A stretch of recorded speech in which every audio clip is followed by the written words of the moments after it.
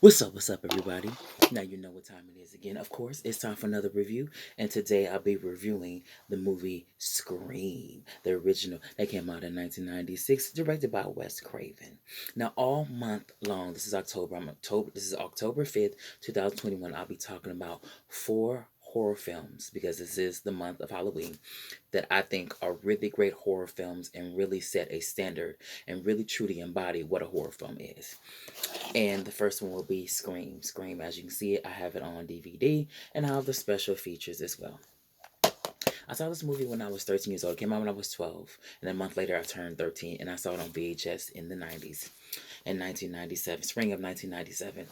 And going in there because we know Drew Barrymore was a big star. She was the big star in the movie franchise. And with the opening scene, that opening sequence, which I think is like 11 minutes and 37 seconds, is one of the best openings ever. Not only in a horror film, but just the best openings ever in cinematic history. You know, a lot of movies have been released since the inception and creation of the movie industry.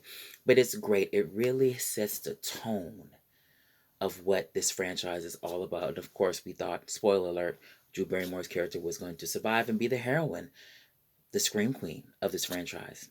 But she isn't. She dies. And I remember watching this film and just being so engulfed in it and just being spooked out and just being on the side. I had to get up and like sneak on the side and look and like, oh my God, is she gonna be okay? Is she gonna be okay? Not knowing and not thinking Drew Barrymore's character is going to be killed off and she's going to survive. And what I really like the horror genre in general because it embodies so many different other genres flawlessly: science fiction, comedy, drama, and other genre of films as well embody other genres as well. But with horror, it really does work. Comedy, horror works, science fiction, drama works. And at the core of this story, which I really, really like, is a drama, a backstory that's affecting the current story of Sidney Prescott's mother being involved in a murder and supposed rape that's still affecting a year later the current story in which we see as the audience. We don't get to see her background, we just hear about it in the dialogue through the characters. And what I like about this film is that it's intelligent, it acknowledges the existence of horror films in real life, and it embodies it talks about horror films while actually still being a horror film. It is scary. There's a lot of gore in this. It does not hold back at all. The characters are smart. They acknowledge horror films as well, but they still play their roles to the best of their ability, and it really does work. My favorite character really is Gail Weathers.